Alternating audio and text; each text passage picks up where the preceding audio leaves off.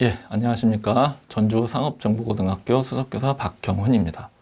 오늘은 펀드와 관련된 8차 시로 펀드 사후 관리에 대해서 살펴보도록 하겠습니다.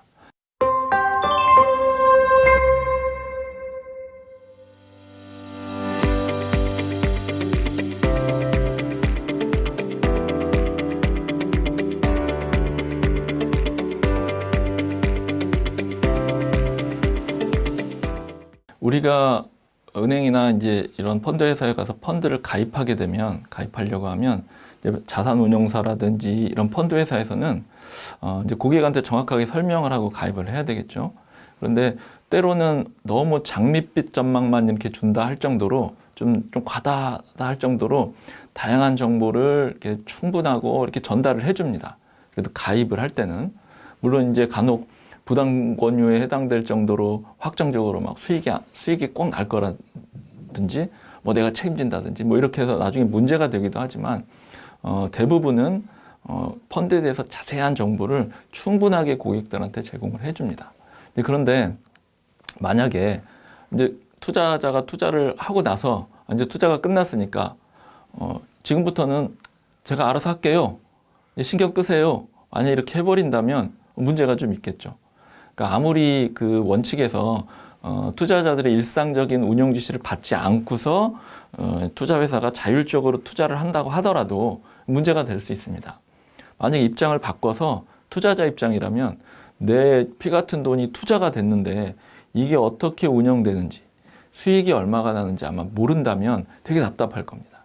그래서 이렇게 정보를 충분하게 제공해 줘야 되는 투자 회사 입장에서도 그렇고 투자한 고객 입장에서 내가 어떻게 내 돈이 운영되고 있지 정보를 알아야 되는 입장에서도 그렇고 반드시 이 정보를 알려주도록 되어 있습니다.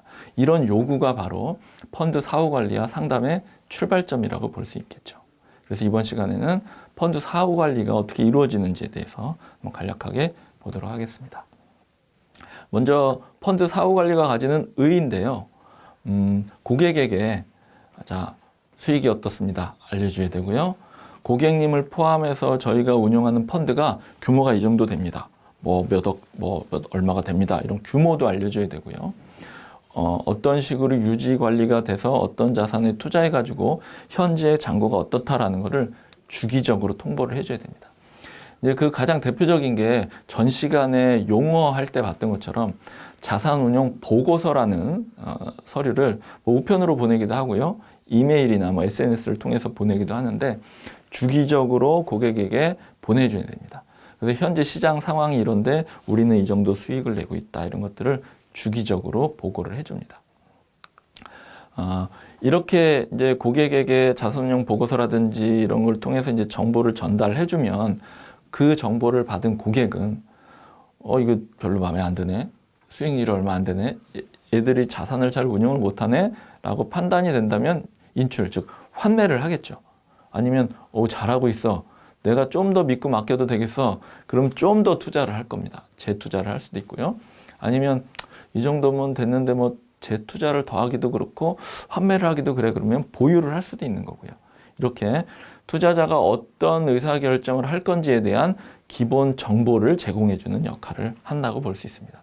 그래서 펀드 사후관리 의의라고 본다면 투자자가 의사결정하기 위한 충분한 정보를 사후적으로 제공해 주는 것이다. 이렇게 정리를 해볼 수 있겠습니다. 자, 그럼 이런 펀드 사후 관리의 종류는 크게 이제 두 가지로 나눠지는데요. 첫 번째는 기본적인 정보 제공, 다른 말로 수동적 서비스 이렇게 얘기를 합니다. 하나씩 한번 살펴보겠습니다. 첫 번째는 앞서 말씀드렸던 자산운용 보고서 형태로 서류를 보내는 방법이 하나가 있고요. 또 하나는 당신이 투자한 투자 자산이 어떻게 보관되고 있고 어떻게 관리되고 있다라는 성격이 겹치는 부분도 있습니다만 그런 자산 보관 관리 보고서를 교부하기도 합니다. 그럼 당연히 그 안에는 뭐가 포함되어 있을까요?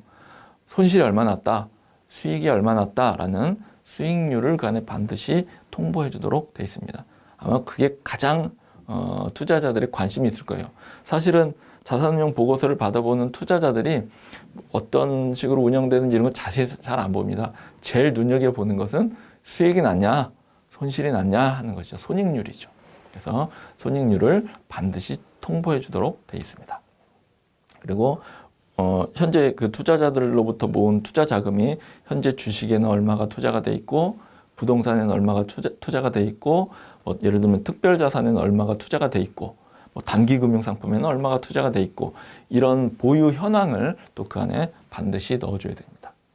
근데 이렇게 기본적인 정보 제공 이 네 가지 정도를 살펴봤는데 이 안에 좀 공통적으로 느껴지는 건 뭐가 있냐면 과거에 어떻게 돈을 모으고 어떻게 투자를 해서 현재 어떤 상태다. 특히 이제 뭐 수익이 얼마 났다, 손실이 얼마 났다 같은 현재 어떤 상태다라는 것을 보여주는 개념이 강합니다. 과거에 흘러와서 현재 이런 상태입니다라는 걸 알려주는 거죠. 이게 기본적 정보 제공의 성격이라고 볼 수 있습니다. 두 번째는 기본적 정보 제공에서 한 발짝 더 좀 나간다고 볼 수 있습니다. 그래서 종합 서비스 제공, 좀 다른 표현으로 적극적 서비스 이렇게 얘기를 합니다. 이것도 한 가지씩 한번 살펴보겠습니다. 투자자에게 그냥 알려주고 끝나는 것이 아니라 한번 진단을 해주는 거예요. 고객님이 현재 투자하신 이 펀드에 대해서 한번 어떤지 진단을 한번 해보고 이건 긍정적이고 이건 좀 부정적입니다 라고 하면 긍정적인 부분을 좀 이렇게 줄인다든지 아니면 긍정적인 부분을 좀 늘린다든지 이렇게 재조정을 하기도 하고요. 아니면 이거 전혀 아니겠다, 아니면 좀 더 좋은 게 있다 그러면 새로운 펀드를 추천해 주기도 합니다. 두 번째는 고객에게 상담이라든지 이런 걸 통해서 뒤에 또 좀 보시겠습니다만 지금 현재 투자하고 있는 전략, 고객님이 어떤 펀드에 얼마를 투자하고 있고 다른 쪽에는 어떻게 투자하고 있는데 이렇게 투자 방법이나 전략을 바꿔보시는 건 어떨까요? 라는 투자 전략, 또 자산 배분 전략. 이 전략을 짜기 위해서는 현재 우리나라 전 세계 금융 시장의 어떤 정보들이 있는데 이걸 감안해서 이렇게 이번엔 좀 전략을 바꿔보시는 건 어떨까요? 이런 정보들을 주기적으로 좀 제공해 주기도 합니다. 세 번째는 이제 고객이 처음에 앞서 예전에 본 것처럼 정보를 파악해서 성향을 파악하는데요. 이 성향이 뭐 오래 시간이 지나다 보면 바뀔 수도 있죠. 투자 목적이 바뀔 수도 있고요. 아니면 단기였다 장기로, 아니면 장기였다 단기로 투자 기간이 바뀔 수도 있습니다. 이런 상황들을 고려해서 목표 수익률을 너무 낮게 잡았습니다. 좀 더 높게 잡을까요? 아니면 시장 상황이 안 좋으니까 목표 수익률을 좀 낮춰서 잡으시게요. 이렇게 조정하기도 합니다. 이런 과정들이 이제 종합적 서비스라고 볼 수 있는데요. 앞서 본 그 서비스랑 비교해서 어떤 차이가 좀 느껴지시나요? 이렇게 보시면 과거에 어떤 투자가 이루어져서 현재 어떤 상황이다라는 걸 보여주는 것으로 끝나는 것이 아니라 이제 앞으로 어떻게 될 것이라는 어떤 전망, 예측 이런 거를 통해서 현재 상황에서 좀 부정적인 부분이 있다 그러면 조정하고 고치고 바꿔서 앞으로 이렇게 투자하면 좋겠습니다라는 새로운 전략을 제시하는 좀 이제 미래를 좀 보는 거죠. 과거, 현재, 이제 미래까지 좀 봐서 새로운 전략을 제시하는 성격이 좀 강합니다. 그래서 적극적 서비스라고 부르기도 하는 것이죠. 이런 두 가지의 형태의 사후 관리가 이루어진다고 볼 수 있습니다. 그런데 이제 이러한 사후 관리는 앞에서 쭉 보셨던 보고서의 형태, 즉 서류의 형태로 이루어지기도 하지만 사실은 더 많은 부분에서 그 금융기관의 직원과 상담을 통해서 훨씬 더 많이 이루어집니다. 그래서 상담을 통해서 앞서 말씀드렸던 얘기들이 쭉 이루어지기도 하고요. 뭐 목표 수익률, 손실률 이런 것들을 관리하기도 하고 투자 전략을 바꾸기도 하고 이런 과정들이 상담을 통해서 사실은 주로 이루어집니다. 보고서를 보고 온 고객과 상담을 해야 되니까요. 이렇게 상담을 하는 과정을 이 사후 관리를 조금 더 넓은 개념으로 이렇게 넓혀보면 자, 전략을 이렇게 바꾸시죠. 이렇게 하는 그 과정만이 사후 관리가 아니라 그렇게 하게 되면 고객이 아까 의사결정을 한다고 했잖아요.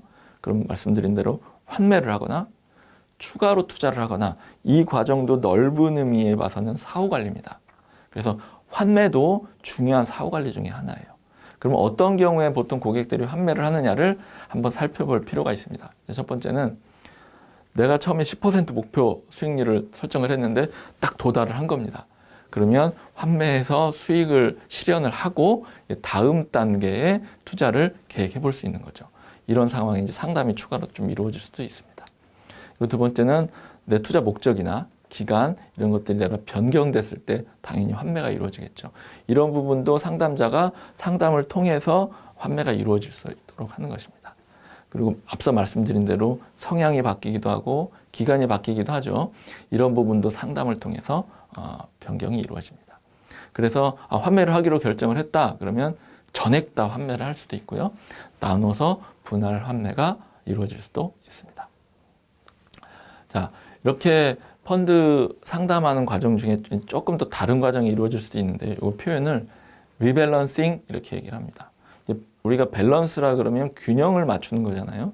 그래서 현재 뭐 주식, 증권, 뭐 단기금융상품, 특별자산 이런 데 이제 투자를 하고 있을 텐데요. 어떤 곳에 더 많이 투자를 하고 있다. 물론 이제 비율이 정해져 있긴 합니다만 어디에 좀 더 많이 투자하고 있는지 이런 이제 균형이 아마 설정돼서 펀드가 운영이 됐을 거예요. 근데 이제 상담을 하다 보니까 주식을 좀 더 늘려 아니면 뭐 특별자산을 좀 더 늘려 이런 식으로 균형을 다시 잡는 이런 과정들을 리밸런싱 이렇게 얘기를 합니다. 다음은 이제 펀드 판매회사 이동제도라는 게 있는데요. 투자자가 어떤 판매회사에서 펀드에 가입을 했습니다.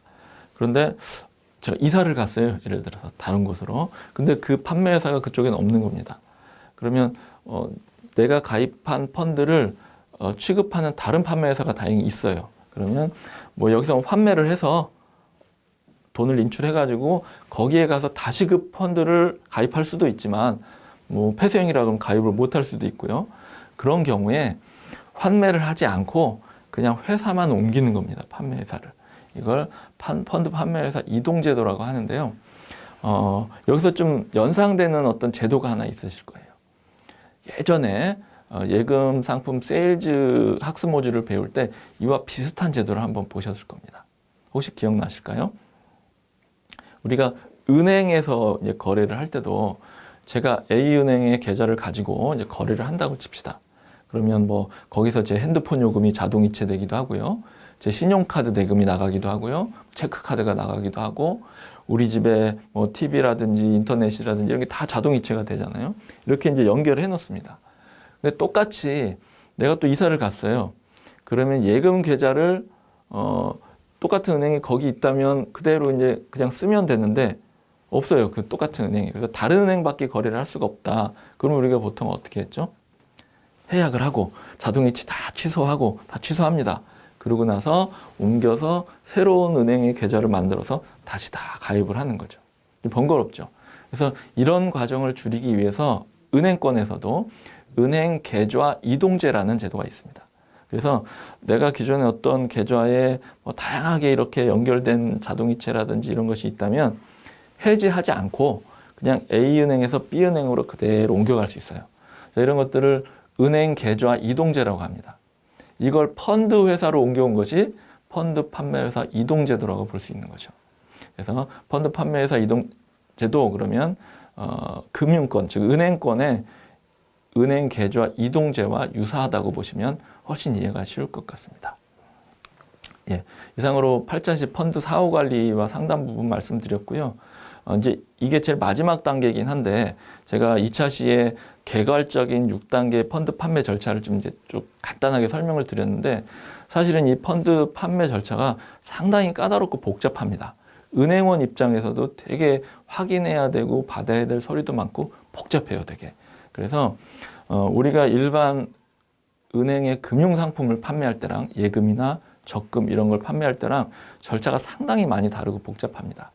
그래서 전에 입출식 예금 세일즈, 적립식 예금 세일즈, 거치식 예금 세일즈 할 때 그 각각의 예금도 개설 절차들을 제가 설명을 드렸거든요. 근데 전혀 다릅니다. 전혀 절차가. 그래서 펀드 판매 절차는 좀 따로 떼서 자세하게 다뤄볼 필요가 있어요. 그래서 지금까지 8차시에 걸쳐서는 개괄적으로 살펴봤는데 다음 차시부터는 하나하나 좀 절차를 떼서 어떤 식으로 은행원이 고객에게 권유를 해야 되고 어떤 절차와 서류를 챙겨야 되고 이런 부분들을 좀 자세히 보도록 하겠습니다. 당연히 자본시장법과 표준투자 권유 준칙에 따라서 절차가 구성되어 있거든요.